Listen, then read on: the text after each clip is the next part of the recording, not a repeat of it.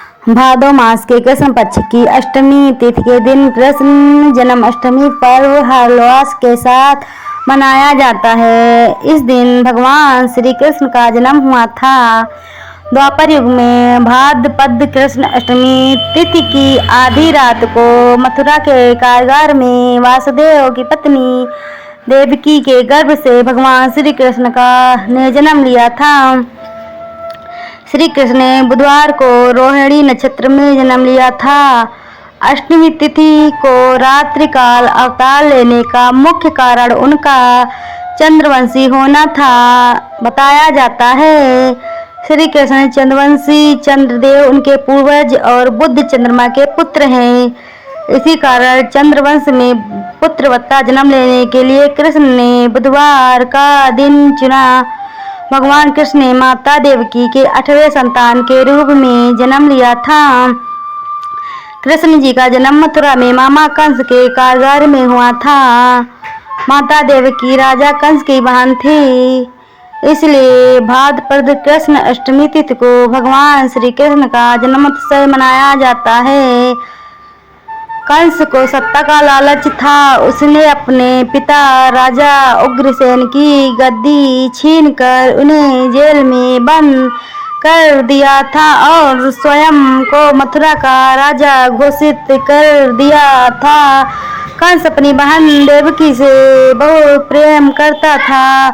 उन्होंने अपनी बहन का विवाह वासुदेव से कराया था, लेकिन जब वह देवकी को विदा कर रहा था तभी एक आकाशवाणी हुई कि देवकी का 8वां पुत्र कंस की मौत का कारण बनेगा। यह सुनकर कंस डर गया। उसने तुरंत अपनी बहन और उनके पति वासुदेव को जेल में बंद कर दिया।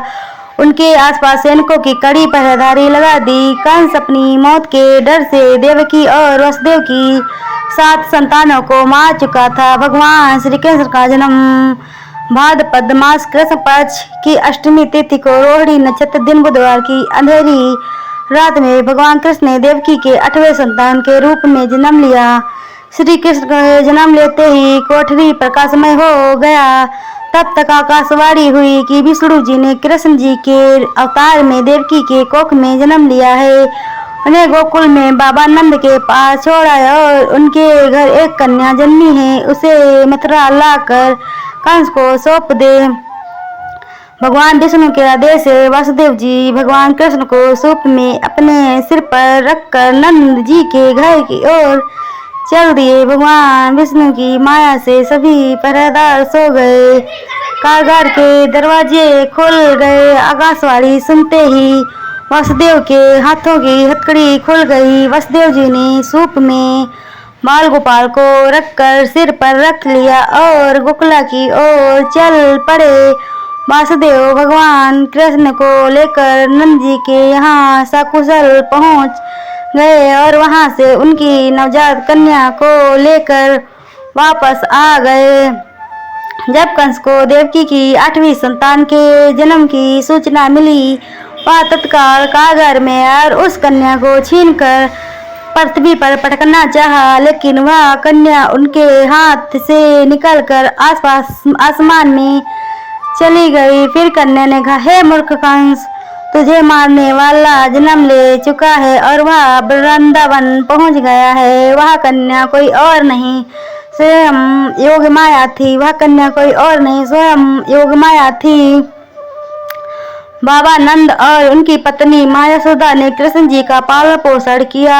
राजा कंस ने कृष्ण जी का पता लगाकर उन्हें मारने की खूब कोशिश की, लेकिन कंस की सारी कोशिश विफल हो और कृष्ण को कोई नहीं मार सका। अंत में श्री कृष्ण ने कंस का वध किया। राजा उग्रसेन को फिर मथुरा की राजगद्दी सौंप दी।